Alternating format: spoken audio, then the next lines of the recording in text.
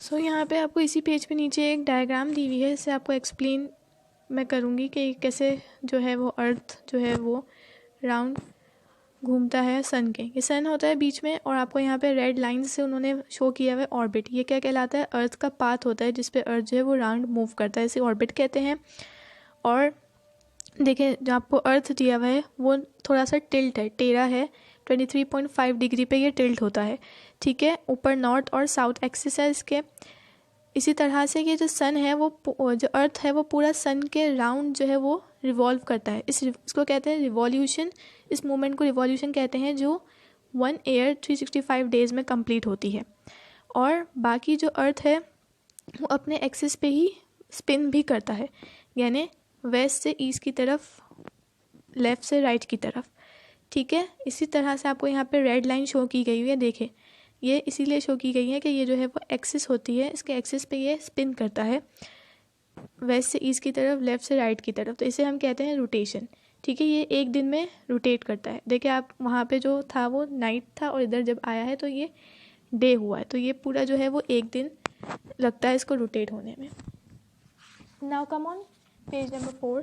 The moon is the Earth's natural satellite. It revolves round the Earth. Each complete revolution takes 28 days. अब जो moon है वो अर्थ के round जो है वो रिवॉल्व करता है, घूमता है। तो मून को जो है अर्थ के राउंड जो है वो रिवॉल्व करने में, पूरी एक रिवॉल्यूशन कंप्लीट हो उसकी, पूरा एक राउंड जो है वो कंप्लीट हो, उसमें उसको 28 डेज लगते हैं। The effects of the rotation and revolution of the earth. The rotation of the earth causes day and night. The different seasons and climatic conditions on the earth are caused by its revolution round the sun and by the tilt of the axis. अब जो rotation होती है अर्थ की, जो उसकी एक दिन में कंप्लीट होती है, वो क्या होते हैं? डे और नाइट कॉज होते हैं उससे, ठीक है। जो डे और नाइट होता है हमारा, वो किससे कॉज होता है? रोटेशन से। अर्थ की जो रोटेशन होती है वेस्ट से ईस्ट की तरफ, वो एक दिन लगता है उसको रोटेट होने में, तो वो डे और नाइट कॉज करता है। और बाकी जो डिफरेंट सीजन्स होते हैं, 4 सीजन्स जो आते हैं, या क्लाइमेट्स अलग अलग जो आते हैं, वेदर्स, वो किस पे होते हैं?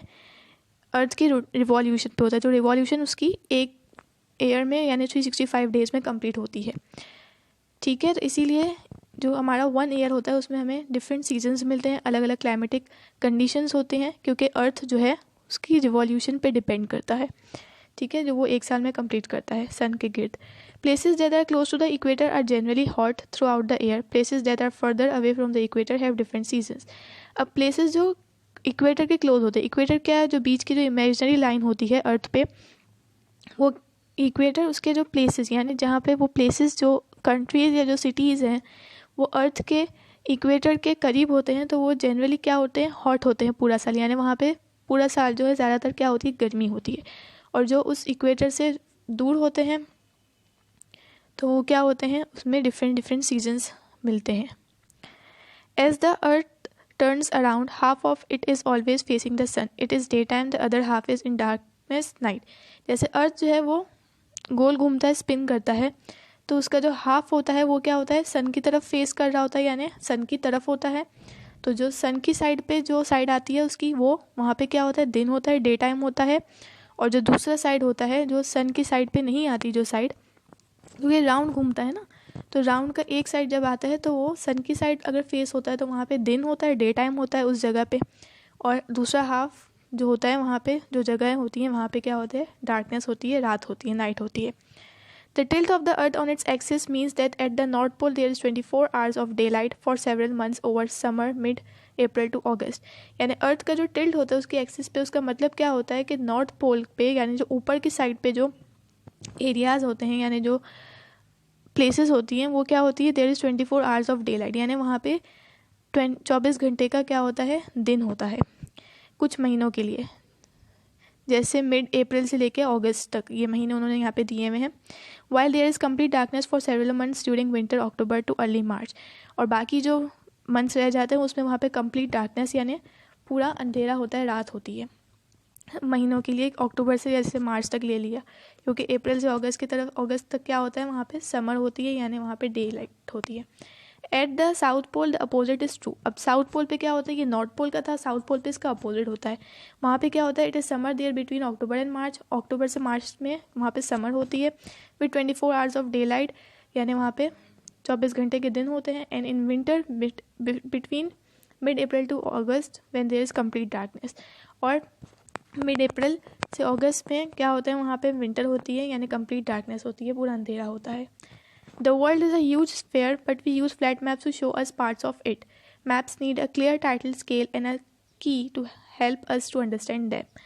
You will use many different maps in this book. Here is a map of the world showing the continents and ocean. अब क्या है कि जो वर्ल्ड होता है वो एक ह्यूज स्पेयर है ना, तो वो क्या होता है, हम फ्लैट मैप्स यूज़ करते हैं ताकि अलग अलग पार्ट्स को हम उसके शो कर सकें। अब मैप में हमें क्या होना चाहिए, उसका क्लियर एक टाइटल होना चाहिए कि किस चीज़ का मैप है, प्रॉपर स्केल होना चाहिए, उसका मेजरमेंट बताई हुई हो, की होना चाहिए उसका प्रॉपर कि कौन सी चीज़ कहाँ पे है, किस तरह से शो किया हुआ है उसको, ताकि हम उसको समझ सकें। ठीक है, इस बुक में आप लोगों को आगे बहुत से और भी मैप्स नज़र आएंगे, लेकिन आपको यहाँ पे नीचे एक मैप दिया हुआ है जो कॉन्टिनेंट्स और ओशंस शो करता है। 7 कॉन्टिनेंट्स है, 5 ओशंस है, तो आपको यहाँ पे जो नीचे मैप दिया हुआ है वो 7 कॉन्टिनेंट्स और 5 ओशंस जो है वो शो करता है।